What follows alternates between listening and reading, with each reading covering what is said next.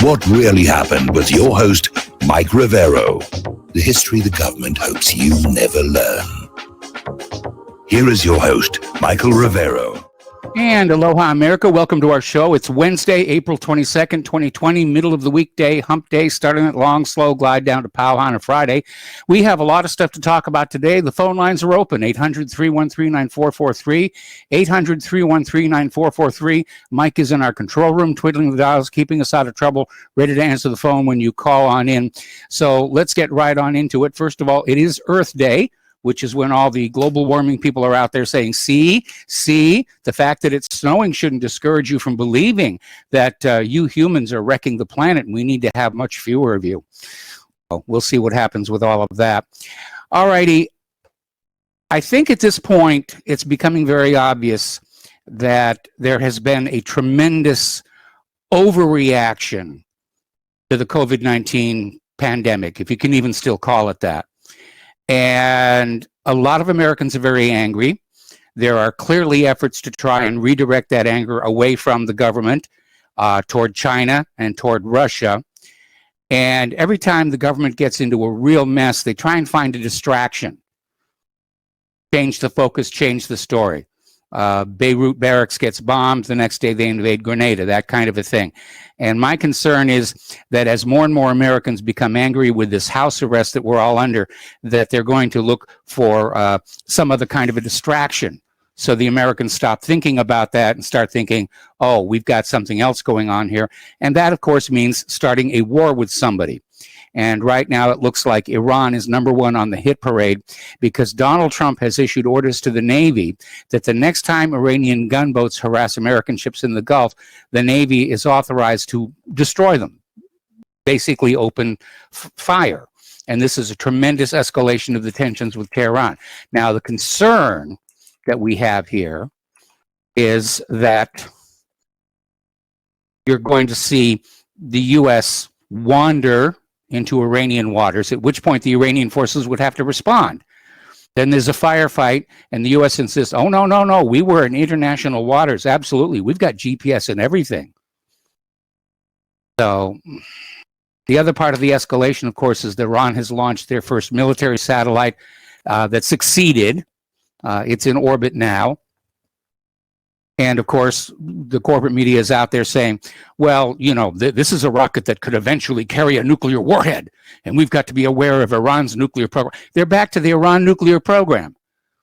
Not a shred of proof has ever been found that Iran is developing nuclear weapons, but by golly, we're going to dust off that lie and run it past the American people so that they've got something to be afraid of, and they stop thinking about how the U.S. government may have destroyed our entire economy with this lockdown. All right, we already have callers on the line. Let's start with Joe in Maui. Hello, Joe. Welcome to the show. What's on your mind today? Hello, Mike. I have a few things that I want to vent off, and I just want to tell you that I listened to your program for years now, and I really think you're awesome, and I love Claire too. So what I want to talk about first, I hope so. So, the biggest thing that's just got me up in a fury and just got my blood boiling is that we almost had zero cases of the virus up until supposedly, this is what they say, I don't believe what they say, is that a worker that came in sick and spread it to all the other employees and spread it to all the people that were there. But, you know, we got them dying here.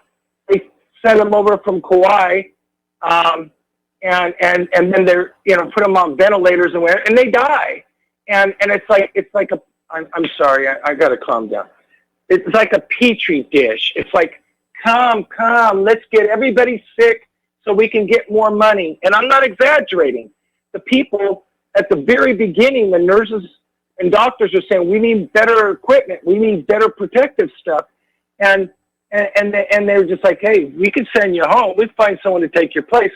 And then they're threatening these people's jobs to the point where, you know, they go to the council people and the mayor and everything and say, hey, it's either sit around with this incompetent staff and all this viruses and stuff or lose their jobs.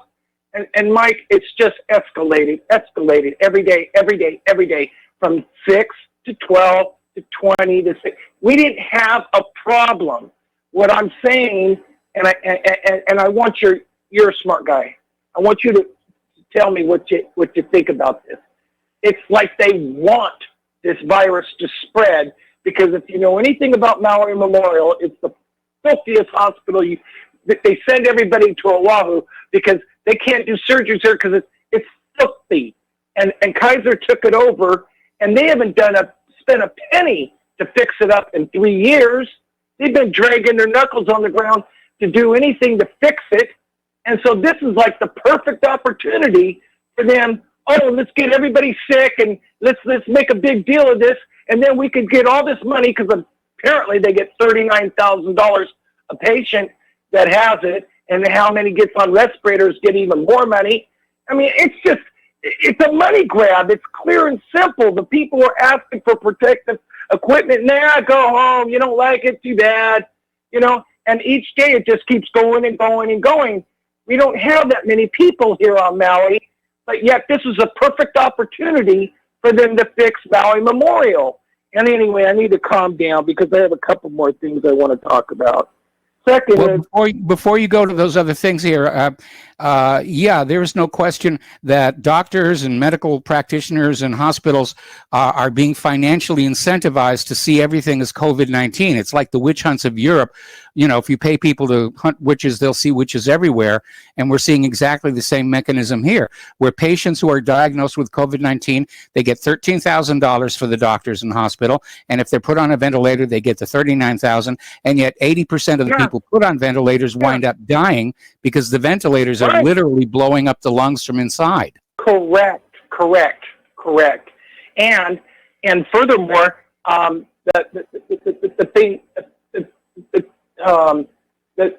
the virus itself. Let me get my glasses back on.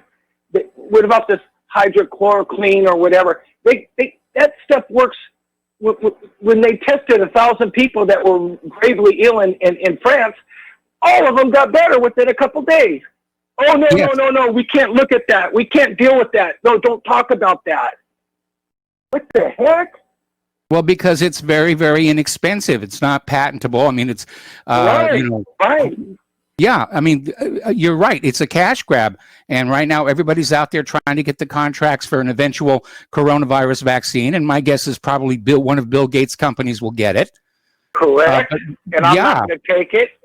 And then I've been told that even if you were to get tested, because I don't have the symptoms, I don't want to get tested, no reason for it. But even if you were, if you've had a flu shot within the last 5 years, it's going to come out positive. And so what the heck do you want to get tested for if it's going to come out positive? Because then it just blows up their figures even higher. And it's like, you don't have a fever, you don't have a sore throat, you don't have the symptoms, then what the heck do you need to get tested for? And it's like Maui, and I don't know about the rest of the Hawaiian Islands, we're like 2 years behind everything. They got to stick something up your nose and go to your brain practically and wait 10 days if you want to find out if you got it or not. I mean, we are so in the dark, and yet I called my doctor 4 or 5 days ago because I had an accident on my bicycle, and I just want to get some antibiotics or whatever. And I spent all day, and finally I just went in the refrigerator and grabbed my own, because you can't even reach your doctor. You can't even call the hospital. And I sure in the hell don't want to go to Maui Memorial when it's just a petri dish of diseases. And I just see this all as a fraud. I've been hearing that they couldn't beat Trump. And I know you're not a big Trump fan. I mean, I know you like him better than Hillary, and I'm about the same with you on that. But they couldn't beat him with the Russia, and they couldn't get him with the collusion. And this is a last-ditch effort for them. If they can crush the economy and make everybody just totally wiped out, then maybe we can beat them that way, And it's like, I believe that's what this is really about, because we have more people dying from old age and car accidents and smoking and what have you than this damn virus. And, you know, they just want to blow it way out of proportion. And I believe it is true. I believe that people get it and get sick. I don't deny that, but I don't think that we're so weak and so wimpy that we couldn't go through with this. And I got my friends in Nevada that have lost their jobs, people in Hawaii that like all the people in my community, I paid my rent, okay? But almost all of them got the notice from the manager because no one could pay their rent. Nobody could afford to live. They live so to go to work to pay the rent to live, and everybody is just getting screwed. And this is I'm sorry, I'm gonna end this. I think this is a fraud. I think this is a fraud. That the government, that the Democrats, you can't beat them this way, so they're going to throw their last ditch effort to take down Trump, and this is it. Can you please elaborate on that, please? And I won't talk anymore. Well, Joe, it's very obvious looking at people like Nancy Pelosi that, yes, they're trying to exploit this to bring down Trump, but the crash of the economy, Trump can successfully say it was the fault of the coronavirus. Where that's going to backflash on him is people saying, you know, we didn't need to do that. I mean, if you look at Sweden, they ignored the coronavirus fears. They kept their economy open. It has a mortality and illness rate similar to the United States. And so more and more people are beginning to say, we destroyed our economy and millions of businesses for absolutely no gain whatsoever. That will come back to haunt Donald Trump come November here. So everybody out there is trying to find, how can I use this to further whatever agenda they're furthering, whether it's gun control. Apparently Theta Grunberg is out there trying to use coronavirus to push her agenda against global warming. And some of these linkages get pretty ridiculous, I have to say right now. But yeah, everybody is just pounding on this thing for whatever their particular cause happens to be. And we ordinary mortals, if you will, are left to deal with the illness, the real illness and the real deaths at the same time that our livelihoods have been destroyed. Correct. And China, they don't want this. They wanted to create this and because Trump has played hardball with them, and he's tightening up the sanctions. And so the best thing that they could do is make it so hard on Trump to get him voted out, so then they could go back to their kickbacks and their sweetheart deals, and everything's back to the same. So it's not like Trump is fighting just the Democrats. He's got China. I think Russia's okay right now. I'm not really bashing on Russia so much. This is a new world order that they are trying to take over, and all my friends keep telling me, "Oh, it's coming out. They're going to arrest him. Oh, they're going to throw them all in jail. Oh, I'm so sick of hearing that crap. I've been hearing that crap for years. Show me something. Show me something." Because it would be nice to see the people that were dirty and been playing this line ball games for so many years, but I keep hearing it, and I'm sick of hearing it. Don't even tell me, show me, Exactly. But anyway. Don't tell me things are going to get better. When they actually get better, get back to me. Well, I'm so glad that you moved to, Indiana? Yes. And you're got back to your family and got back to I was planning on moving in Nevada, but I stayed tight here in Hawaii, and we're just going to lock down and deal with the 2 years behind the time lifestyle here, and hopefully this thing fixes itself sooner than later. But well, it's nice to talk to you, Mike. Well, thank you for the phone call. And Hawaii is nice. I still miss it. And, at some point in the future, I want to come back there for a vacation and visit the old haunts. Because we lived there for a little more than 20 years. So I still consider myself Hawaiian deep down inside. right on. And once you're Hawaiian, you're always Hawaiian. And, you know, well, thank you for the phone call, and Maui Noko'oi. Stuff off my chest. Okay, thank you. All right. We're going to switch over now to Steve in West Virginia. Hello, Steve. Welcome to the show. What's on your mind? Yeah, hi, Mike. Did you get the invitation yet? Which invitation? Hello? Paul from New Jersey and Dustin are having a party, but you got to wear a mask and gloves. Okay. Well, I've got a Lone Ranger mask. I could wear that. Mike, here's what I called it. I called about a couple of things. Yes. Anyways, you know, Trump has pumped, like, between Trump and the Federal Reserve, or however you want to call it, they pumped over $6.5 trillion into the economy just since this coronavirus has happened. 1.7 of that, 1.7 trillion has went to Main Street, and the rest has went to corporations and Wall Street. Now, anybody who thinks the stock market, that money has got to go somewhere. Okay, I don't care what anybody says. That money that went into Wall Street and went into the corporations is going to go somewhere, and it's going to go back into the stock market. I promise you. Trump, if the stock market goes down and wipes out these people's, pensions, and the teachers' pensions and the 401ks, Trump will not get elected. It doesn't matter what anybody says. The independents will not vote for him. So that stock market, I am betting, is going to go way back up. It may not hit 30,000 by the time he comes back in November, but I guarantee you it's going to be close. And there's a lot of good values, and that's about that's kind of what I think. And it's going to go up with gold too. Gold is getting ready to break 1,800. And, Bank of America put out a thing the other day that said, they think it's going to go over 3,000. Yes. So, yeah. The other thing I want to talk about real quick is you had a caller after Dustin yesterday by the name of Andy from Texas. Yes. And I just got to say, Andy, if you're listening, Andy, all these guys are actors.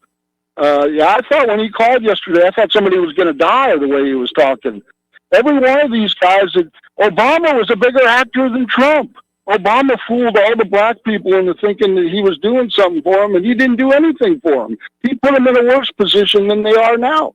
And he fooled all the poor white people that he was going to do something for them, and he didn't do nothing for them either. So, this guy, Andy, is calling and ranting and raving, Trump's an actor. Of course he's an actor. Don't vote for him. I'm not going to vote for him November, no matter what. He hasn't fulfilled his promises like he promised. He's still in the Middle East running these wars with Syria. Why would you be in Syria? Oil's worth $10 a gallon or $10 a barrel. And what the hell would you be doing in Syria for that? I mean, what does Syria put out? 200,000 barrels a day? I mean, how could that be worth keeping our troops there? Well, it's not just the oil, it's the currency the oil is being traded in, but you're right. With oil prices where they are right now, none of these wars make economic sense. Exactly. So, like Andy and some of these other guys are really emotional about the whole thing. I mean, man, take a look. All these presidents, Clinton, they're all actors, all of them. There's not one of them. I mean, Reagan was an actor. Everyone since then has been an actor. Maybe not George Bush, but he got elected on his name. But all the rest of them, Obama's a huge actor. So I would stop. Some of your callers are really emotional. Yes. Don't vote for them. And the other thing is, don't fall for any of this Q nonsense. This anonymous person is not going to save you. No, he isn't. He's a disinformation operative. Anyway, Steve, we got to let you go. Yep. We got to take a break for commercials. We got more callers waiting on the line, and we will be right back. And a quick reminder that Republic Broadcasting is holding a fundraising drive right now. That Front Sight Firearms Training Academy, that is a sweet, sweet deal for the gun lover in your life, and you might want to consider that if you can't afford the $500 donation, but you'd like to help out anyway. The postal address where you can send a check, money order, or if you prefer anonymity, cash is Republic Broadcasting Network, 2251 Double Creek Drive, number 302, Round Rock, Texas, 78664. The phone number where you can make a credit or debit card donation is 800-724-2719, extension 3. The network thanks you. We're going to go back to the phones now to Steve Elkins. Steve, welcome to the show. What's on your mind today? A couple things I wanted to address. First thing I want to address is that video that Keith Rogers sent you over yesterday. I just got it today. I guess it's a couple days old, but talks about, it's a hot mic talking about it's a hoax, talking about the GFR, the global fatality rate being around 0.1 to 0.3 on the hot mic. And so the guy's saying, so it's a hoax. And if you listen to that really closely, you'll also hear is, I'm not worried about it, I got the vaccine. Which is interesting because there is no vaccine yet, to my knowledge. But the point being is that it was a hot mic. So this thing is a fraud, no doubt about it. And I saw today that the Rockefeller Institute is going to be making quite a bit of money here. Evidently, they want to succeed in starting off with 30 million tests for the coronavirus a week, and at a cost of the total cost so far, which we know that'll be hyperinflated, but we're looking at possibly making $100 billion on this. But here's what I'm talking about also, is that there is no greater way to build a DNA base on you by drawing your blood and testing for COVID-19. Think about that for a little bit. It sounds a little sci-fi-ish, a little bit like the movie Gattaca, but you got to remember, these people are very evil, and I would not put it past them that somebody, I mean, they're listening to our email, listening to our phone calls, and reading our emails and everything else on the surveillance of this, the police state here.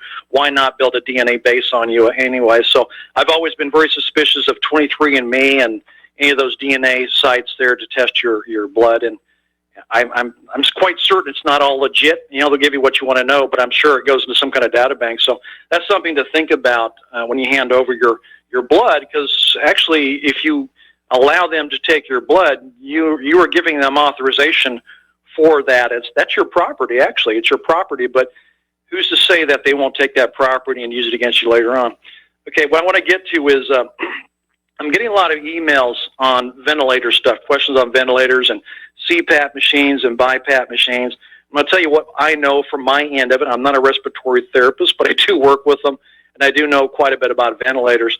In that people are asking me, are the ventilators causing the deaths?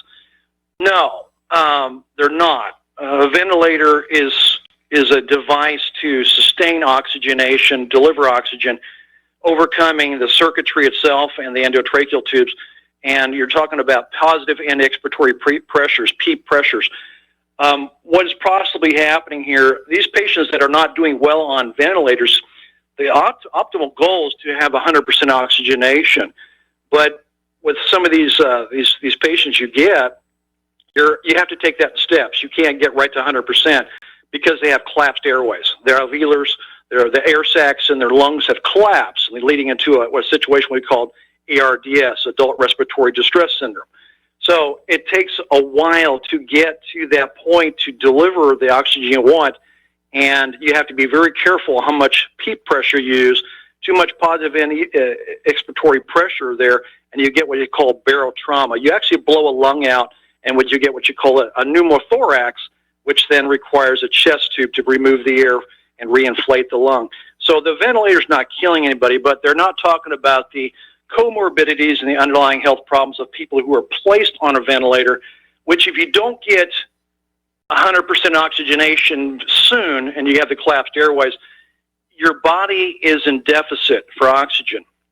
And tissues don't like that. Organs don't like that. They like to be perfused with oxygen-rich blood, and if that can't happen, organs start dying out. It was what we call a multi-system organ failure. So I just want to make that sure it's clear is that it's not a magic bullet. The ventilator is not a magic bullet. It can sustain life, give adequate oxygenation, but at some point in time, if you don't reach a certain oxygenation, tissue dies off, organs die off. It can buy you some time, but if you also already have a weakened immune system, because your comorbidities or underlying health problems, you're just what we call circling the drain. You can't reach the optimal oxygenation, and it gets worse and worse and worse. And the next situation, so we can overcome the pressures, the resistance of the endotracheal tube, we actually trach you. We put a trach in, so that takes away some of that, so we can give a higher peak pressure. People are asking me about the CPAP machines and BiPAP machines. I guess Elon Musk got duped by the Chinese, thinking he was buying ventilators to send to California. He ended up buying BiPAP machines and PEEP machines. Well, the CPAP machine is continuous pulmonary alveolar pressure. Steve, I got to put you on hold. Don't hang up. We're going to come right back to you after these few words. Welcome back to our show here. We're talking with Steve Elkins, and Steve was telling us how Elon Musk apparently thought he was buying ventilators to donate to hospitals, and instead he got something else entirely. So, Steve, take it away. Yeah, he got BiPAP machines and CPAP machines, not ventilators. So he got duped. This is what happens when people dabble in areas that they shouldn't be dabbling in. But I'm just going to go over real quick. I'm going to finish this little lecture up here quick. There's no test afterwards. But BiPAP machines and CPAP machines, I'm getting a lot of questions on that. Can't they be used in replacement of a ventilator? No, they can't. They are not oxygen delivery. Mainly their purpose is to bring pressure to inflate lungs, but not in the same fashion. The BiPAP is biphasic in 2 steps, and that's mainly for central apnea in the brain related, versus a CPAP, which is an obstructional apnea. And they have nasal now. The brand new ones are called nasal BiPAP or CPAP. But what you have, the problem with these other people are collapsed airways. I mean, they're collapsed alveoli. They're air sacs that grab the oxygen. They're collapsed, and you have to reinflate those. And with the ventilator, you can do it in steps by using a certain amount of PEEP and slowly trying to reach your goal of oxygenation. You can tell that by the finger probe, the pulse ox on the finger there. It'll tell you, well, we're coming up. That's all I wanted to mention, that those things can't be rigged with oxygen. They can't, and it's just the pressure itself, the continuous pressure with the CPAP, which does stand for continuous positive alveolar pressure, versus BiPAP, which is biphasic pulmonary alveolar pressure. They are not ventilators. They're not ventilators at all. It can't be fixed and changed over with oxygen to give the force and everything. Can't do that. That's all I can tell you on that. So I hope that clears the airway on the difference between a BiPAP, CPAP, and a ventilator. And the ventilator is more high-tech. It's got a lot of more different modes to get you to where you want to go. There's a lot of different modes on the ventilator. Not everybody can go on a certain mode. You have to work up to it. It's a long step, long process to bring back the dead, essentially what's going on there a lot of times. These people are just, they're not talking about the comorbidities, they're not talking about underlying health. And the longer you stay deoxygenated, the faster other organs, your comorbidities, your underlying health problems become a serious problem. And that's probably what happens. And there's a point in time where they say, you know what, they're not going to survive. Let's let them go. When your kidneys shut down, and then now you're looking at throwing them on dialysis. There's the domino effect of system after system. And after a while, of course, your last system being the engine, your heart, that's the last one to go. So I hope that makes it kind of a little clear here. BiPAP, CPAP, and ventilator. I hope that clears up the airways. Well, I'm sure it does. No, thank you for the information. No pun intended. All right. Well, Steve, thanks an awful lot for the information, and thanks a lot for the phone call. We're going to let you go and switch over to Fran in Washington State. Hello, Fran. Welcome to the show. What's on your mind today? Hi, Michael. I haven't spoken with you since before you moved. So I have some questions and some observations. One observation is, so we know that all the media companies are controlled by 6 corporations, right? Correct. So one of my other observations and questions, okay, so for the people that are, quote, asymptomatic of COVID-19 symptoms, are are carriers. Now, if we are asymptomatic, aren't we immune? Well, that's a matter of some debate right now. Asymptomatic simply means you're not showing symptoms, but you're carrying the disease and you are potentially contagious as well. But apparently, now that they're starting to bring the antibodies tests online, they're discovering that people who've had COVID-19 and recovered haven't generated enough antibodies to have immunity. So that whole herd immunity argument may have to be revised. I think that this assumption that we are asymptomatic and not immune is a crock of bullpucky. Okay. And so, what has this whole thing got to gain by them telling us people that don't have it, oh, well, you're a carrier? What is behind that? And oh, by the way, who does the AMA take their marching orders from? Answer, the pharmaceutical companies. It's the pharmaceutical companies that train the doctors. Yes. Right? They provide quite a bit of the materials used in medical schools. Yep, they sure do. So, knowing, 6 corporations control all mainstream media. And isn't it curious? I saw a montage the other day where it was a montage of a whole bunch of news anchors, and they were all saying the same thing at the same time, the same script. Yes. They have scripts. There's no investigative journalist left. Or if they are, they're not on mainstream media. Well, that's why the independent media is doing so well. Uh-huh. And,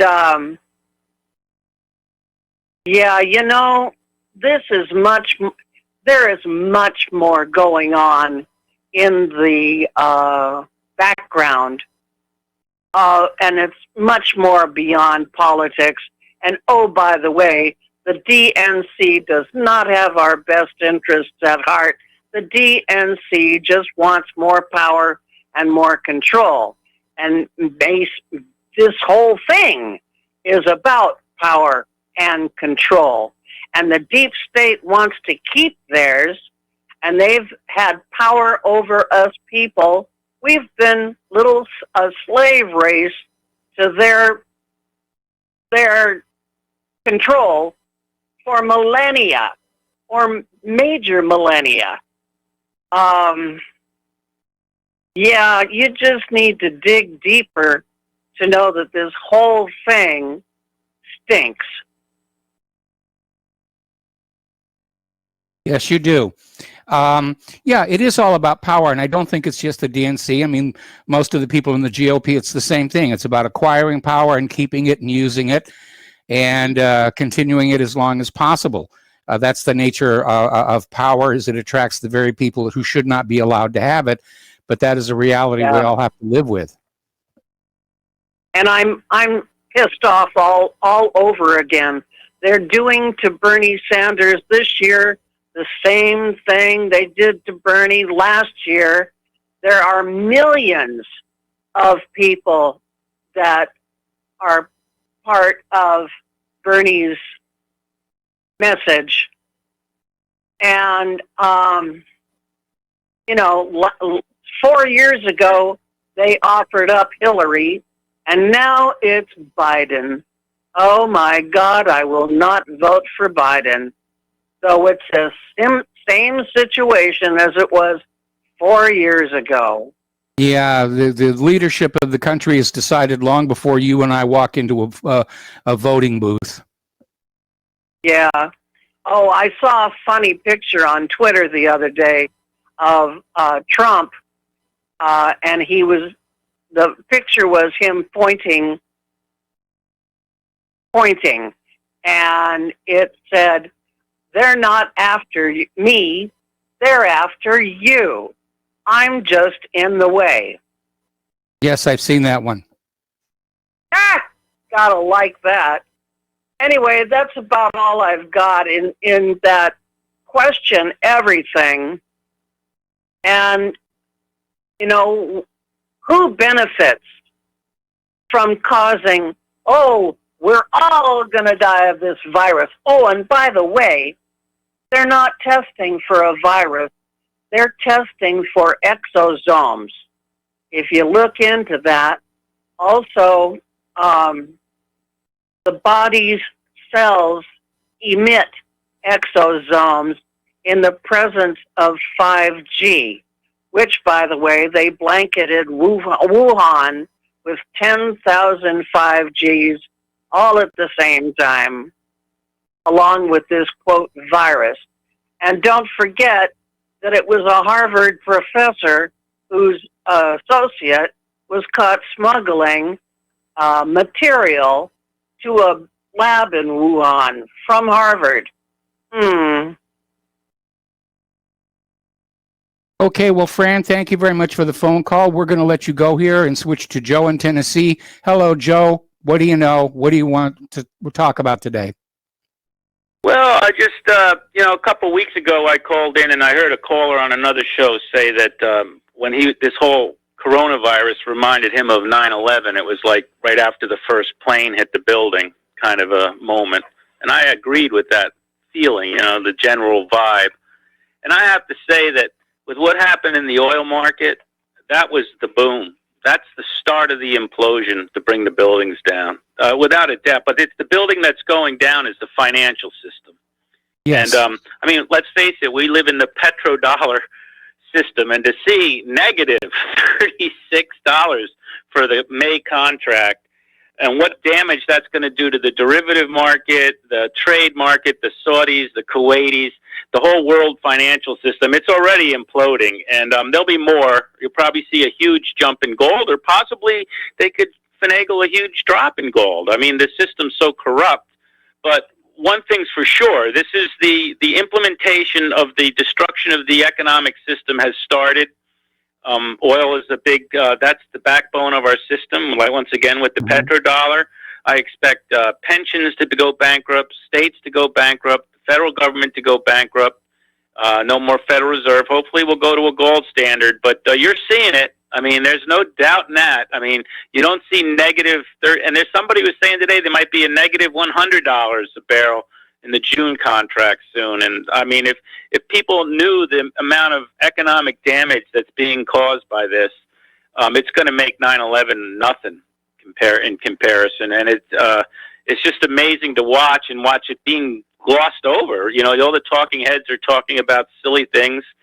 And meanwhile, where it hurts, where your money is, that's what you're going to be losing soon. And it's just, but in a way, sometimes I think Americans deserve it. So, our prosperity has just turned this country into a nation of degenerates and snowflakes. So maybe it'll toughen people up and make them be more self-reliant and kind of decentralize everything. That problem. I hope Trump takes the opportunity, economic collapse, to decentralize power and to once again, part of decentralizing power is destroying the Federal Reserve and the national bank. Yes. And I think a gold standard would probably be best, because you can't just print your way out of a gold standard. You got to. It brings everything back to reality. You can't print gold. And gold to me is the truth. And I read a good. Somebody wrote a quote, and I liked it. It says, "Truth is always dangerous to those that rule by deception." And so, gold is truth. Fiat is deception. And I'd like to say real quick that I really miss Bob Chapman at times like this. I don't know if you remember Bob. I know Robbie Noel and Bob, and John Statmuller will remember him. But I used to love his. And a time like this, it would be wonderful to be able to listen to him for an hour. So we miss you, Bob, wherever you are. I'm sure he's up in monetary heaven there. The gold's up there, Golden Gates and all that. Yep. Anyway, thank you, Mike. All right, thank you for the phone call. We're going to go to James in Tokyo. Hello, James. Welcome to the show. What's on your mind? Hi, Mike. I'm a little upset at you. I hear you are breaking again, sir, you're breaking curfew in Indiana. You got the corona going all around. I'm hearing that you're breaking curfew, and in the middle of the night, you're escaping to the Indiana strip club. And I have to tell you, Mike, that's No, I'm afraid very dangerous. the strip club has a sign in front of it saying "closed until further notice." But I know you pull your strings, you get in there, and I got to tell you, Mike, if you're in there and if one of the strippers just collapses on stage due to the coronavirus, I mean, you might have to go through the horrible experience of being quarantined with about 14 or 15 strippers for 14 days. And guys at our age, it's pretty tough to do without a back pocket of Extendivites. So please be careful, Michael. Please be careful. Got my bottle here, right there, ready to go. Okay. And I want to talk about the corona just briefly in the U.S. and Japan. In the U.S., the first place that was quarantined was called New Rochelle, New York. It's in Westchester County, a 40-minute drive from New York City. I grew up down there, and a friend of mine from elementary school, he works in the fire department. And I asked him, what do you think? Is it real? Are they overdoing it or underdoing it? Or just give me your impressions. He said, well, there are 150 people in my department. 51 are out sick. Out of the 51, I would say maybe 40 are really sick, and the other just pussies who are just trying to get out of work, and they see a good chance to get out of work. He said, I just got home the past day. We did 2 fires, but the rest was EMT work that I also do. And it wasn't like we're picking up people from the coronavirus. It seemed like a lot of the people had prior symptoms that just seemed to get worse.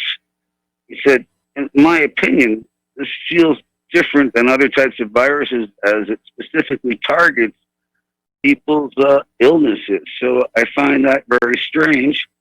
I talked to the nurses. I know them all. I know the nurses, the doctors, and they said, out of all these people you bring in, about 15% who are complaining of these symptoms actually do have the coronavirus, but not the rest. Can I stay over? Right. Yeah, I'm going to hold you over, James. Don't hang up. We'll bring you back after these words from our sponsors. Welcome back to our show here. We're talking with James in Tokyo. And James, if you could just pick up where you left off. Okay. Well, I talked, about New York, what my fire department friend was saying. So he says, it's serious, but it doesn't seem like there's quite a lot of deaths. These are mostly people who are older and had prior conditions. Now, in Tokyo, it's a little different the way they do stuff from New York. I mean, I know how they do stuff in New York City, but I'm not exactly sure the conditions where my friend Pete works at in New Rochelle. But in Japan, well, they're cutting down bars hours. Like you can drink during the day or up to 7, and the bars are shut. A lot of the restaurants too. They open restaurants in the afternoon and close them by like 5 or 6 and no alcohol. They figure, if you're going to drink alcohol, you're going to get close to people and talk and forget your social distancing. Gyms are closed, hair salons are closed. But what they don't do is they don't close the public transportation. They say it's a lot less, but it's a lot less for public transportation like the subway, for example. Here, there are still many people just packed together, and this is where a lot of these main clusters that they say are coming from. So it's quite dangerous. And as a matter of fact, my son, one of his friends had the coronavirus, and I've known this kid for a long time. He's about 25, but he got over it, which is good. But he had it and he was actually one of the ones that got tested for it. And what he told my son was, they test you, but I don't really think they're testing you actually for the Corona-19. I mean, the doctor was telling me, him, that anytime you get tested for this, you have so many coronaviruses, you, me, everybody that we've had all for years that are in our body. So a lot of these tests just don't kind of work out the way they think they're going to work out because you have it already. And a lot of people are saying now have it already. So you've seen the number of cases go up daily. And recently, for the past couple of days, in about everywhere in Japan, it's just starting to go down.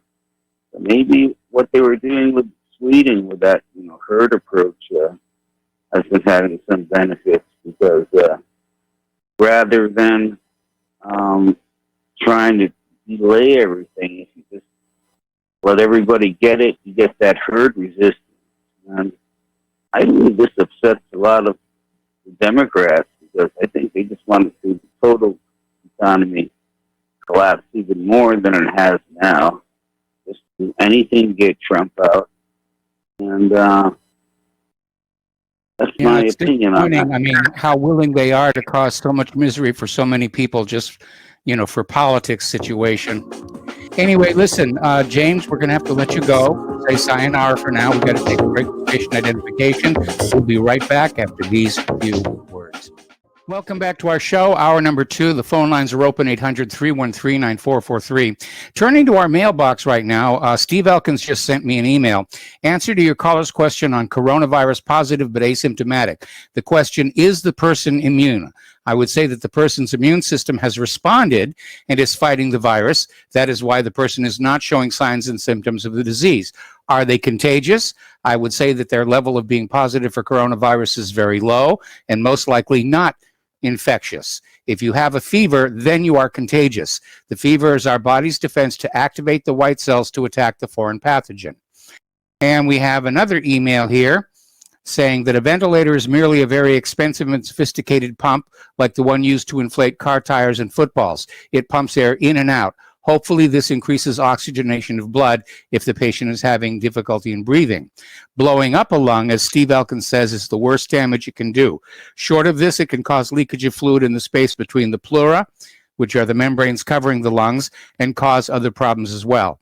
I saw on a website today a write-up of 2 doctors who were down with COVID-19. What the hospital did was actually use a machine somewhat similar to a heart-lung machine, which actually oxygenated the blood of the doctors. Both of them recovered. All righty, so getting on back to some actual news now. Missouri has filed a lawsuit against the Chinese government over the coronavirus pandemic, claiming China's officials are to blame for the devastating outbreak that's sweeping the globe. Meanwhile, Beijing media is out there saying that the COVID-19 actually originated in the United States and was brought to China with this Warriors Olympics that they had a while back. Everybody's pointing fingers at each other. Fire departments have issued a warning. Apparently, people who can't afford to buy a large number of masks to use once and throw away, they're trying to sanitize their face masks, and there are ways to do that with hydrogen peroxide. But unfortunately, apparently, some people are using their microwave oven to sanitize their face mask, and they're causing fires.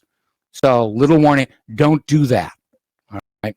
Now, Mayor Bill de Blasio set up a text hotline for New Yorkers to snitch on other New Yorkers who were violating social distance.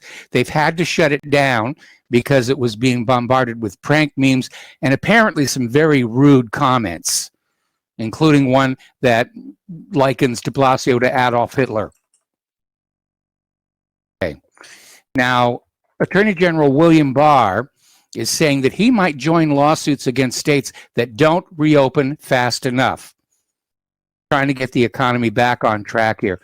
And the Trump administration has unfortunately painted itself into a bit of a corner, which the Democrats are going to be thrilled about, because you've got that portion of the population who thinks the lockdown should continue because they're terrified of COVID-19. And then you've got the other part of the American people who want the economy back on track so that they can pay their rent and buy food and so forth and so on. So no matter what Trump does from this point on, there's going to be a significant chunk of the voting public that is not going to like it. Hence my earlier comment about what we need is a good war as a distraction here. Okay, there's a new study carried out by the Zhejiang University in Hangzhou, China, and it finds that COVID-19 has mutated into at least 30 different variations, and the ability of the novel coronavirus to mutate has been underestimated. Well, again, any life form based on RNA has a high potential for mutation. You're all familiar with DNA, which are the two strands of nucleotides that form the helix shape. And it's very stable for the most part. But what RNA is, it's a single strand that doubles back on itself. And it can loop, and it can skip, and it can jump. And it's very unstable. It's obviously a much older variation of the self-replicating molecule than DNA. But researchers found there were many more mutations within their samples than previously had been reported. Apparently, around 60% of the mutations are considered new. That's always the danger with any one of these pathogens. It could quickly mutate to something that, you know, is very, very, very serious. Now, over time, all pathogens mutate to be benign. German measles is a good example, or measles is a good example. When it first showed up, it was a slate wiper. Now it's considered a childhood annoyance because it doesn't do a pathogen any good to immediately kill its host before it has a chance to find new hosts. So pathogens that are killing their hosts very quickly, like Ebola Mayinga, for example, they don't get a chance to reproduce. They die, the infection dies out very quickly.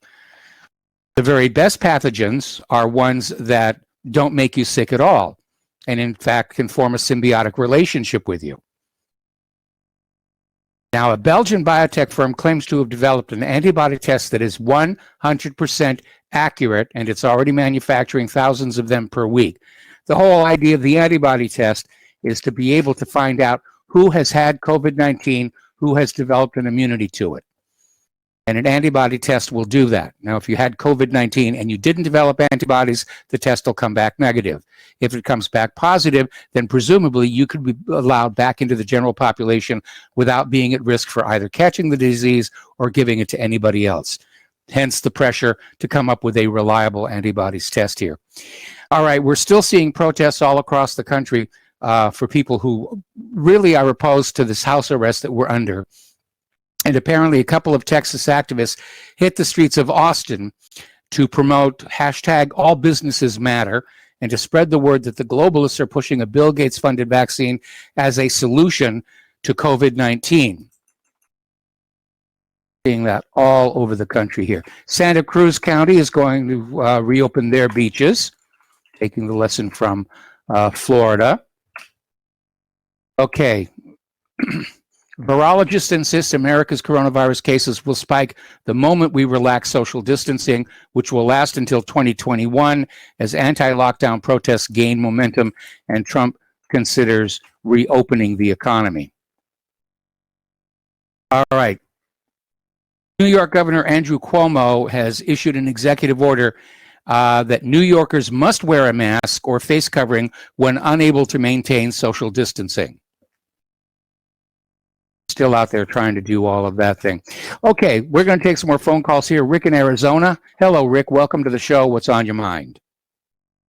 A couple of quick things. I guess you got to ask yourself, who has more credentials, Justin or Dr. Lorraine Day, who calls it a hoax?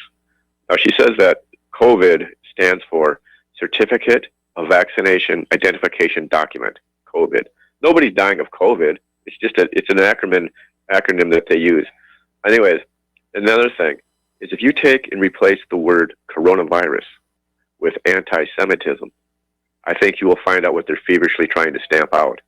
This is what's spreading, and it's not coronavirus, and they have to use this virus to keep us separated, not talking with people. Because for 20 years on the internet, there's a lot of stuff that's bubbled up, and this awakening of the people has put all hands on deck by the ruling class to stop this. They've got everything to lose by letting life go on as normal in America and around the world, for that matter, because people are wising up. They don't have to have shareholder capitalism to own the oil companies and the banks. And this is all the kind of stuff they talked about before Hitler came to power. When Hitler came to power, he stopped all shareholder capitalism. He stopped private banking. And so this is what they're afraid of. There's an awakening out there that they're trying to separate people. And I believe, Dr. Day, that this thing is a total hoax. They use the coronavirus because everybody carries it. And you're going to test for that sooner or later in 1 year. You're going to get a cold. And the government is baffling you with their BS because most people are so that they don't know anything about biology, so they just believe what they hear on TV. Thank you for taking it. All right. Well, thank you very much for the phone call. We're going to switch over to Jim in Montana. Hello, Jim. Welcome to the show. What's on your mind? Hey, Mike. I'm going to make this my quickest one yet. I appreciate your point at the beginning of the show that if we push too hard ourselves, that they will come up with another distraction like the war with Iran. But they're going to do that anyway. They're going to do it anyway. It's full out war on the whole world.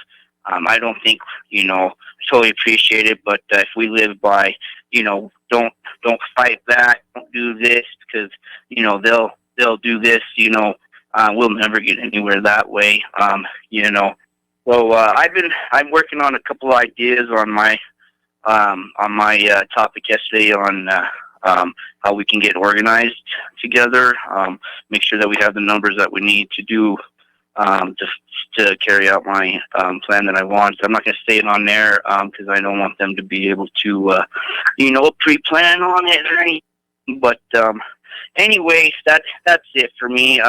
Yeah, if we go by if we don't push back, if we don't fight. If we push too hard, they'll just do something bad. Well, that's how war works. We can't just stand by because we're worried about what they're going to do because they're already doing it. They'll go to war with Iran anyway. All right, Michael. Hey, dude, you're the best, man. Thank you so much for the platform you created and all your hard work. Have a great day.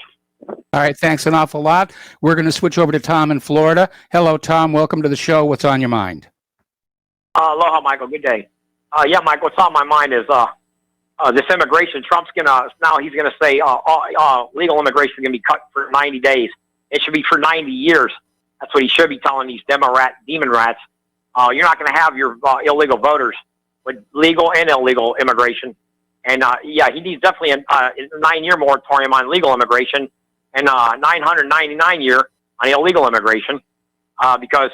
This is what this is all about. This whole thing with Corona, in the Supreme Court, like I told you, Michael, they will do anything the Democrat Party throw to kiss the sink at Trump because he's trying to stop this immigration legally and illegally, and he knows where these votes are going to go. All these people are coming to this country; they're not going to vote Republican. They want the free handouts. Let's get to the real deal here. The real point. And the point of the matter is, Michael, with the coronavirus, you had just mentioned measles and mumps. I looked it up, Michael. It was way worse than this pandemic here. Yes. The measles and mumps. And what kind of lies and conniving, cheating, stealing are these demon rats in the media doing here to the American public? And you got that witch that looks like a witch. She looks like that actress. I can't remember her name. There's an actress who looks just like that lady in the governor of Michigan, Gretchen.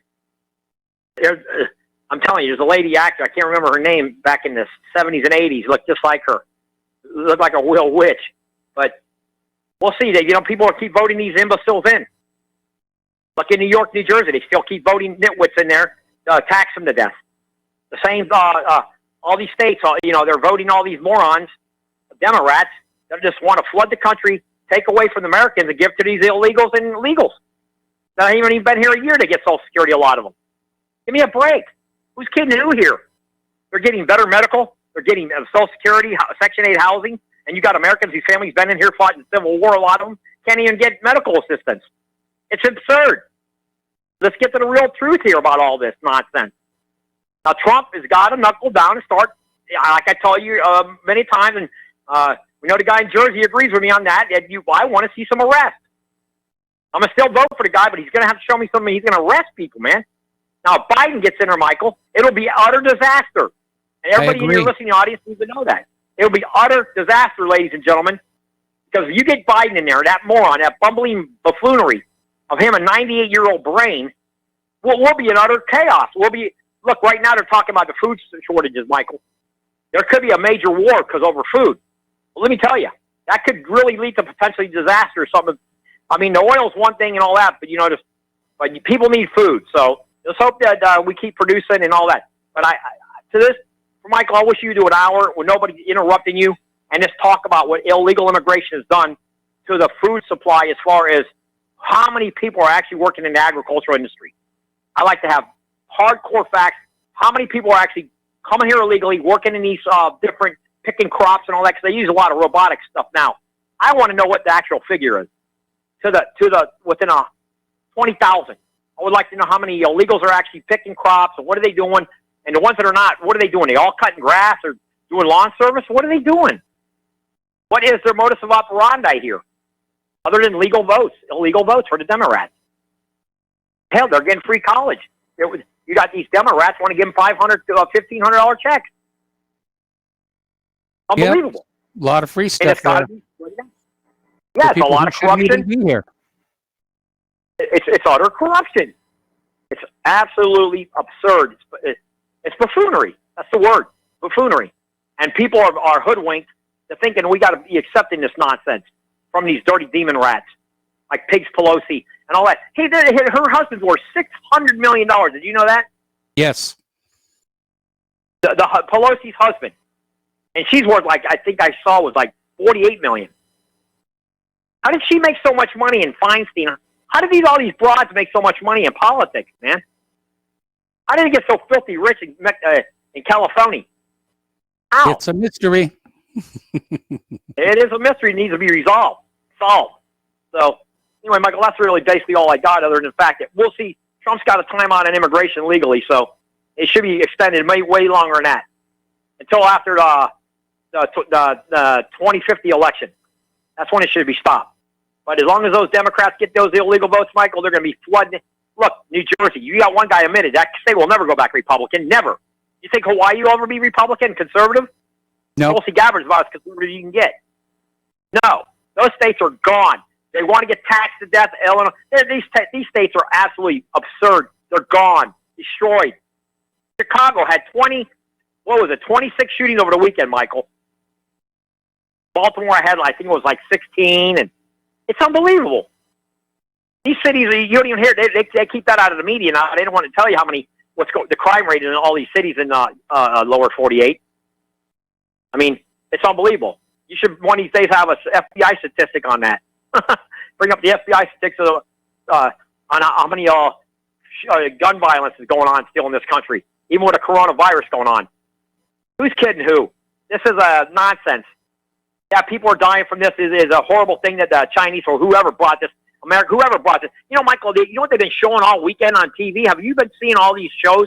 They've been showing Wild Wild West. They're showing all these old reruns of viruses with Miguelito, and they show all these viruses that James West had a battle, and then they show a transporter and how they have all these viruses and anti-serum, give people injections to save. That guy, what was he? The guy, the bald-headed guy, he's doing the actor. I can't think of his name. Jason Stanham. He does all these shows, and it's all about viruses and this and that. And I noticed they're showing them like crazy now. They're rerunning them like every 4 hours. They'll be running the same movie on. It's unbelievable. And basically, they all have to pertaining to viruses and stuff. From it's unbelievable what's going on. And then now I got all this stuff happening, and Mike, we're not hearing nothing about Taiwan. What's going on with Taiwan? Did they seal their borders completely off to China? The last I heard about Taiwan was that they were upset that China sent a naval exercise close to their coast again. But that was a few days ago. Okay, well, I'll leave you one thought, Michael. What would happen if China were to invade Taiwan? Do you think the United States would jump in and back Taiwan, or would they just let it go? I think at this point the United States wants a war with China because the alternative is for China to take over as the world's strongest economy and the world's strongest technology. Because the United States has literally bet the ranch on the war machine, and the war machine is coming up short. Well, Michael, there again, I agree with you on that. I honestly think we're looking at World War III with China. And I mean militarily. I really believe that. And I believe it's going to spark either in Taiwan or the straits there where they're building all those islands. Something's going to happen. You remember I told you that. Something will happen in the future between us and China, and it's going to be a bad situation. I think it'll be much worse for them because I think their food supply will be totally, there will be no dogs or cats to eat left. Remember, the United States does feed most of the world, most of it. We do have a big portion of the food distributed out of this country, so we'll see how it goes out. I hope there's no war. I'm praying for peace, but I don't know. All this is all about power. And these billionaires and some trillionaires, I don't know what, I think that's what they want. They're looking, they're demonic. Yeah, I think they're losing control, and that's the big problem. All right, well, Tom, we got to let you go and take a break for commercials. We got other callers waiting on the line, and we'll be right back. Welcome back to our show here. We're going to go back to the phones here to Stuart in Florida. Hello, Stuart. Welcome to the show. What's on your mind? Hey, Mike. First off, Tom, I think you're thinking of the actress Yvonne DiCarlo. That aside, I think one of the takeaways from what happened with this hoax is that it needs to be reinforced to people that politicians are not going to save you. They're a bunch of scumbags, with rare exceptions. And the fact that this was a hoax and a lie needs to be publicized by whatever means to your local area and the businesses there, because they're going to get ready to try to do this again in the fall. And the only thing that will save us and the small businesses is going to be mass civil disobedience, and that's it. Because you can tell these business people, if you don't ignore it, don't ignore the orders, you're going to lose your business anyway. So what do you got to lose? And once things open up, that's our chance to get the information out so that we can counter and prevent this fiasco from happening again. Your thoughts? Well, yeah, we're already seeing all these warnings about how some virus is going to come back in the fall. They're still promoting this idea that warm weather will make the coronavirus go away, but we're seeing all these studies saying, no, it won't. We've seen the coronavirus take hold in countries that have warm temperatures, and it doesn't seem to impede that at all. As far as the civil disobedience, we're already starting to see that, and they're trying to clamp down on people who are doubting the official story. I mean, you've got YouTube and Facebook and all these corporate social media companies are now acting as the gatekeepers for what people can say and not say, which, again, First Amendment should apply and does apply if you go from the Cherry Sisters legal precedent. But at this day and age, the government's attitude toward the Bill of Rights and the Constitution is lackadaisical, to say the least. Remember what George W. Bush said? I'm sorry, it was George W. Bush. He said the Constitution is a blankety-blank piece of paper. Okay? Yep. Okay, thanks, Mike. All right, thanks. We're going to switch over to Tom in Utah. Hello, Tom. Welcome to the show. What's on your mind? Hi, Mike. This is just a brief one.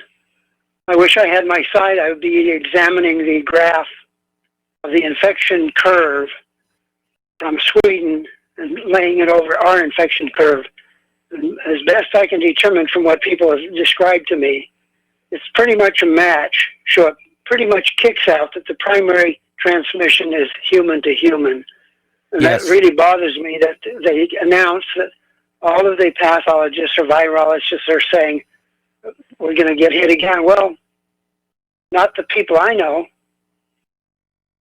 Once you've had the experience, even if it comes back in the swing back from the southern hemisphere, you'll not be the one to be taken down by it. Anyway, that's all I want to say is I'd like somebody to take and match the curve, the infection curve of the U.S., lay it on top of the Swedish experience, and except for a few variations in population size, it'll be up and down about the same rate. Which basically underscores the fact that all this social isolation, social distancing and everything really didn't work, especially if you compare Sweden to Great Britain. Exactly. Yeah, see, my experience was always that the infection graphs were pretty much consistent no matter where you looked. Didn't matter whether you quarantine a nation, and we didn't do that anyway. But it would be kind of nice if I could see that graph and validate my understanding of it, that it is basically a match. Anyway, that's all I want to do. I don't want to overburden anybody with my experience. All right. Well, thank you very much for the phone call. I'm going to leave off the other phone calls until after this next commercial break here. Speaking of Iran, their Revolutionary Guards Corps has unveiled a new technology that they claim enables the detection and diagnosis of the new coronavirus within a 100-meter radius in just seconds. The technology was inaugurated apparently a week ago in the presence of Major General Hossein Salami, the chief commander of the elite IRGC force. The technology can detect infected surfaces and diagnose individuals who carry the pathogen within 5 seconds. It's been developed by the scientists serving the country's Basij Volunteer Force. The IRGC commander described the development as a novel and singular scientific advancement. Well, nice if it works here. All righty. Apparently, this is kind of interesting. Matt Hancock lost his cool when he told a radio interviewer the government won't release the exit plan because the public can't be trusted with it. And that, I think, reveals a lot about how the government thinks about you. We're going to take a break for commercials, and we'll be back with more phone calls after these few words. Welcome back to our show here. We're going to go back to the phones to Laura in Michigan. Hello, Laura. Welcome to the show. What's on your mind today? Laura, are you there? Laura, are you there? Going once? Going twice? Okay, let's switch over to Dustin in New Jersey. Hello, Dustin. Welcome to the show. What's on your mind today? Man, I thought the record player was playing backwards there for a second. Well, I don't know. You take some of those Black Sabbath albums, you play them backward on you. It messes up the needle.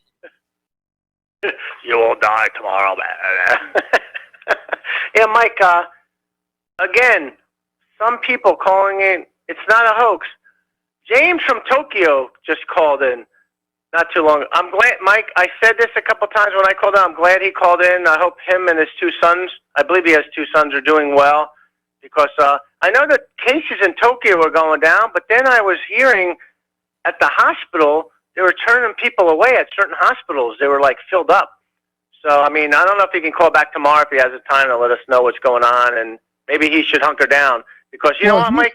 Here's my question I have for this, because we're hearing hospitals are turning patients away, and then we hear about other hospitals where there are no patients at all. Why don't we take the overflow from this hospital and just bust them on over to this other hospital where they're laying staff off because they don't have enough patients?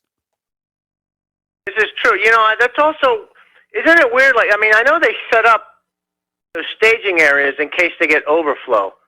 You know, like it's in case, remember the surge, if there's more people that they can handle, they would be pulled off. Because I know in New Jersey, they're setting up at I think the Meadowlands, like the Army Corps of Engineers, I believe, yes, are setting up like, but I mean, they just don't know. You know, I told you this, nobody knows anything. Trump don't know anything. I mean, obviously the National Security Council knew something in November. They knew something. But I mean, it's you know what, Mike? There's a disconnect going on with everybody. You know, there's just like, it's a bureaucracy. You know, and then also you have politics involved. And it's not going to be good in the long run. You know, it's going to be pretty bad, you know. But I mean, I don't know. I mean, how's it going in Indiana? Like, what are you seeing? What are you hearing? I mean, I don't know. When's the last time you're out? How often are you going out? I mean, I'm only going out every 3 weeks now. I mean, I don't want to go to the store every couple of days, you know. But like, I mean, what are you seeing or hearing around, like in Indiana? Well, around this part of Indiana, because we you know, we don't get to the other counties. I mean, we've got one county, Marion County, that's a real COVID-19 hotspot. Here in Spencer County, we've only got 4 confirmed cases, And at least around here, people are still going to the holiday food supermarket, and they're going to the hardware store. The liquor store is curbside only now. The local hairstyling place is closed, and various other things like that. But around here, most people are they're getting tired of the lockdown. They want to get back to business. There are a few people who are convinced that this virus is a real problem and that ending the lockdown is going to trigger, a mass epidemic in the area. Yeah, it's a trade-off, because if you look at Georgia, they open essential businesses like gyms. Gyms and hair salons. I mean, come on. I mean, tattoo parlors, really? But you know what? You know what scares me, Mike? It's just the human nature is just to be like, they go out, nobody's going to really do social distancing. You know that, right? I don't see the movie theaters coming back, or airlines, or maybe cruise lines. Partially, I don't know. I think cruise lines are going to take a long, long time to recover.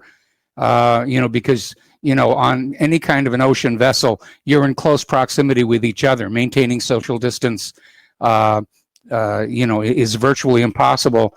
And after what happened with some of these well-publicized infections and everything, I think the cruise lines are going to be a long time coming back. They're going to be making some great deals like the airlines are. In fact, right now over in Hawaii, everybody's taking advantage of the low airline fares to go vacation in Hawaii, to the point where the indigenous people are out there saying, look, we don't know if these people are sick or not. They're not being checked coming on in. And maybe we need to sort of back off on some of this stuff. I mean, if everybody wears a mask and gloves, I could see the economy opening, not fast, but slowly. Testing, I don't know about, because there's not enough tests to go around, right?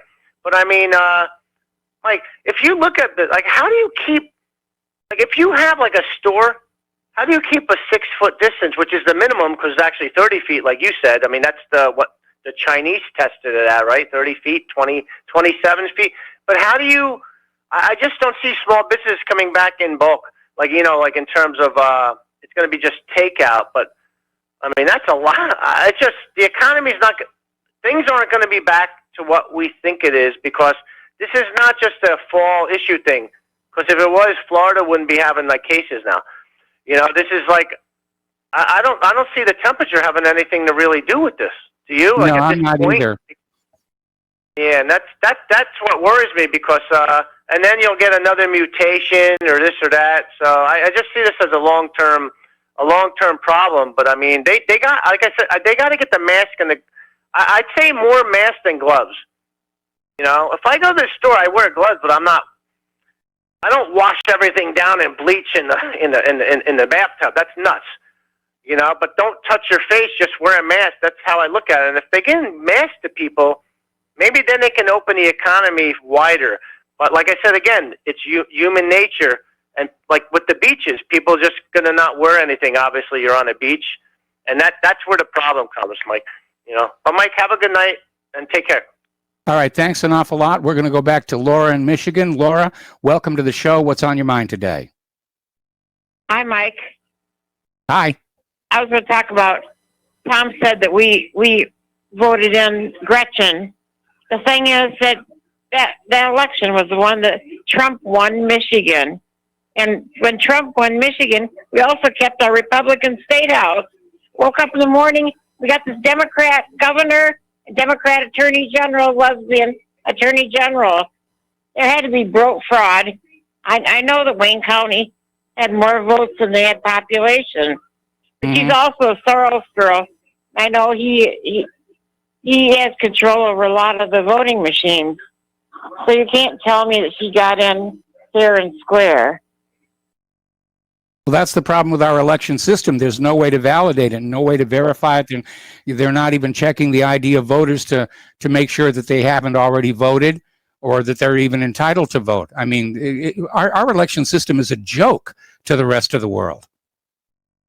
Right. Remember how Jimmy Carter used to go to different countries to make sure the votes were counted correctly? Yes. Look what we got. We got the worst voter fraud than any of these countries. It is possible to have honest elections. Now they're going to have another rally in Lansing April 30th.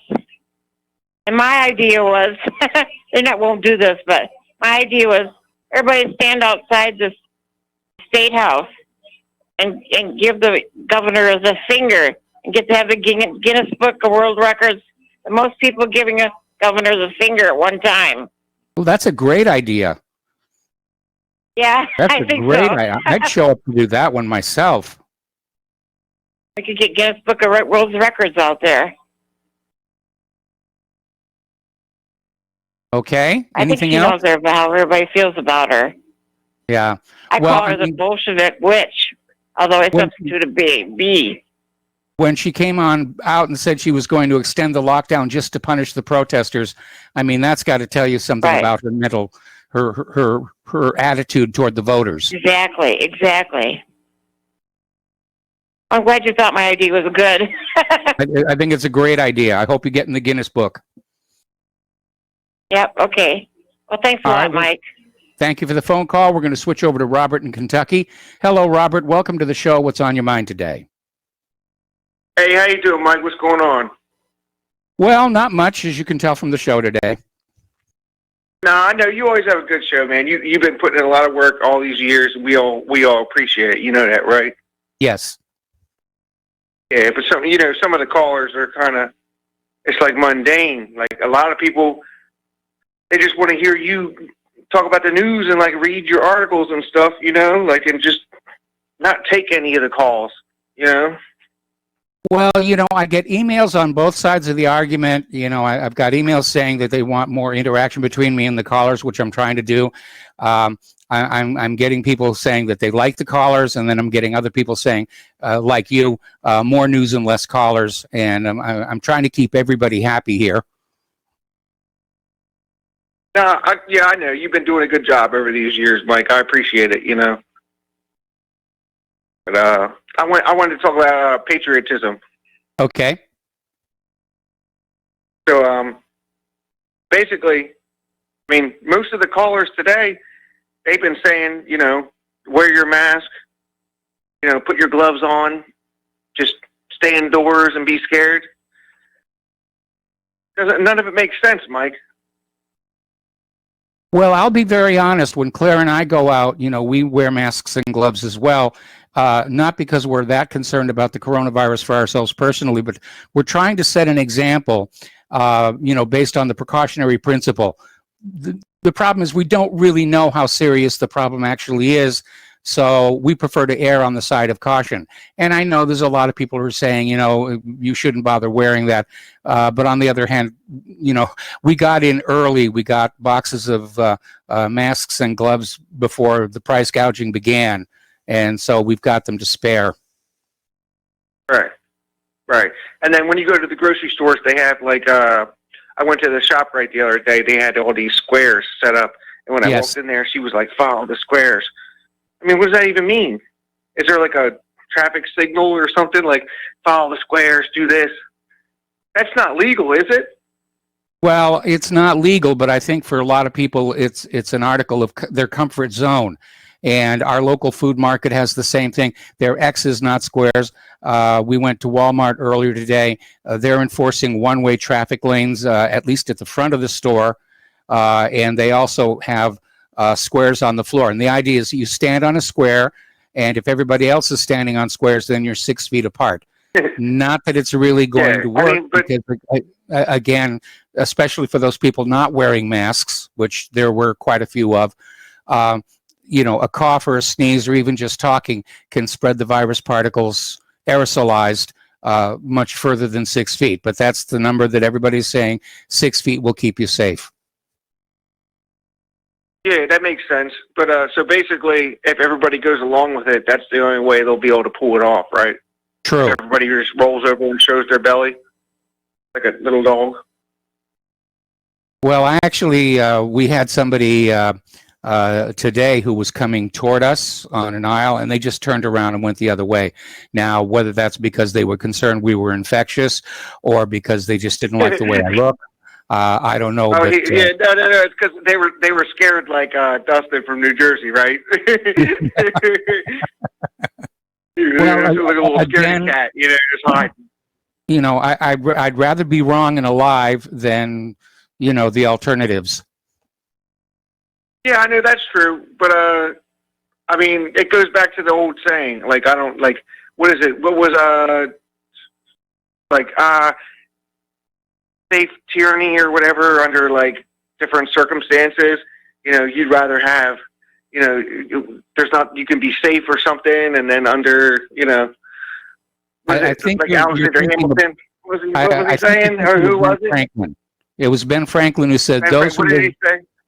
those who sacrifice liberty for security deserve neither security nor liberty. Yeah, something like that, right? You know, and under tyranny. I think a lot of these people are just going to kiss the boot, right? As it crushes their neck. Well, you know, this is a long way away from the boot crushing the neck. We're talking about face masks and gloves, which, you know, like I said, if you got them before the price gouging, it's rather inexpensive. And again, it's for the comfort of those around us, not counting the lady who turned her shopping cart around and got away from us. If it's going to make people... The gloves and masks don't work, though. The masks don't work, and it's nothing. And then a lot of this before that, remember the Surgeon General? He had just got done telling us, he was like, you don't need a mask. And then it was like, all of a sudden, a couple days later, he's like, yeah, just cough in your hand, cough in your arm. And then the other article, I know, what's his name, Peter from Los Angeles brought it up. He was like, yeah, they gave like 1 million masks to the, you know, IDF, the Israeli Defense Forces, and then they were telling our soldiers just to like make a T-shirt out of it.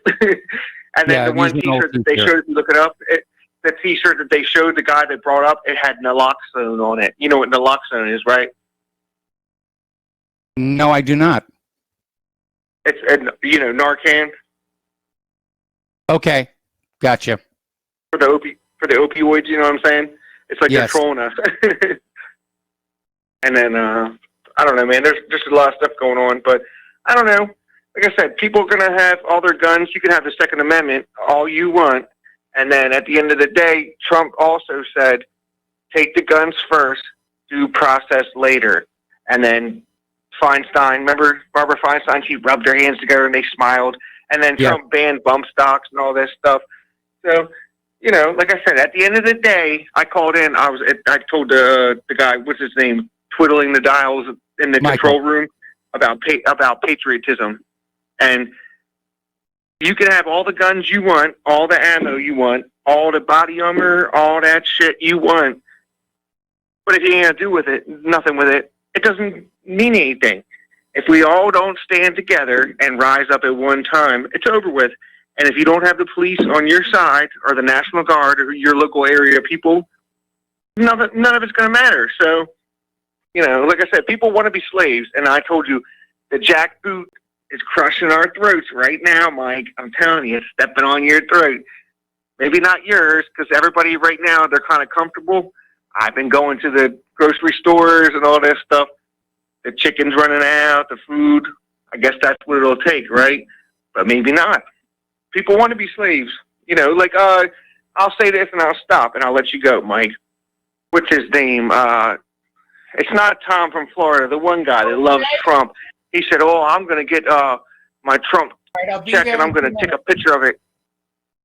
He said, I'm going to take a picture of it. I thought Claire had an accident. He said, I'm going to take a picture of it. And Trump's check, you know, I'm going to look at it and take a picture. It's going to be cool. What is his name? Come on, you know what I'm talking. You know what I'm talking about. The one guy that called in all the time about he was mad about the ship captain. I'm telling you. Okay. People want to be slaves. I gotta let you go. Robert, I got to let you go. People want to be slaves. We'll be right back with our last segment. And welcome back to our show here. Last segment of our program today. The phone lines are closed, and I'm going to get some news stuck in here before the closing music theme here. Right now, the United States is the country with the most coronavirus deaths in the world compared to all other nations. And Donald Trump knows the Democrats are going to be using that death figure against him come November. Nancy Pelosi's already out there saying that Trump is personally responsible for everybody who's died from COVID-19. So Donald Trump has come on out claiming that other countries are covering up the number of deaths they've had, which I think was not the way to go on this. The National Health Service is saying that patients should be placed face down, and they're more likely to survive. But apparently a lot of doctors are saying they're using it only as a risky last resort. Now, a very alarming development is the coronavirus can apparently disable immune cells that fight off infections. In this, it's similar to HIV, and this would allow the virus to reactivate in some patients. Okay. Apparently, the Saudis are using COVID-19 as a fig leaf to exit from the Yemen quagmire. They were expecting that was going to be a very short war. The Houthis have held on. They're now in control of some key parts of the country, and Saudi Arabia wants to quit and go home. And apparently they're going to say, well, we're afraid of COVID-19, so we're going to withdraw with dignity and honor. Okay, apparently the U.S. government has legally moved to block the release of a trove of documents about 9/11. And the families of the victims had gone to court to get these records released, and at the last second, the U.S. government said, no, they've got to remain secret, and they can't even explain the reasons for the secrecy. Reasons for the secrecy are secret. Getting on back to Iran, in a new Foreign Affairs article this week, Eric Edelman of the Foundation for the Defense of Democracies and the Council on Foreign Relations, Ray Takai, I think that's pronounced, is saying the United States should be using every tool of statecraft at its disposal to aid dissidents in Iran to overthrow the regime. They tried that back in 2009, and it didn't work very well. But here we go, regime change. The U.S. mucking about with other people's countries, and then, you know, when the people in those countries start hating the United States, they say, oh, they hate us for our freedoms. Really, that's it. You know, they've got no other reason there. Apparently, Palestinians are very upset at the Netanyahu-Gantz joint government because Netanyahu was out there saying that he's pushing forward with annexation of large portions of the West Bank. And the Palestinian officials are saying that the annexation ends the peace deal, and they're ending all forms of cooperation with Israel. So that's going to flare up again. Okay, the U.S. national debt has skyrocketed to levels unseen since World War II because of all the spending for COVID-19. And there's the music for the end of the program here. Stay tuned for John Stedmiller. I'm sure he's got lots of interesting things to share with you. And please spread the word of RBN, spread the word of whatreallyhappened.com. Don't forget the Front Sight Training Academy deal. $500 one-time donation buys you a lifetime free Commander membership. And please donate to RBN. Please donate to whatreallyhappened.com. We need the money to, well, in my case, I need to buy a new, bigger server. So we'll be back tomorrow. Aloha, America.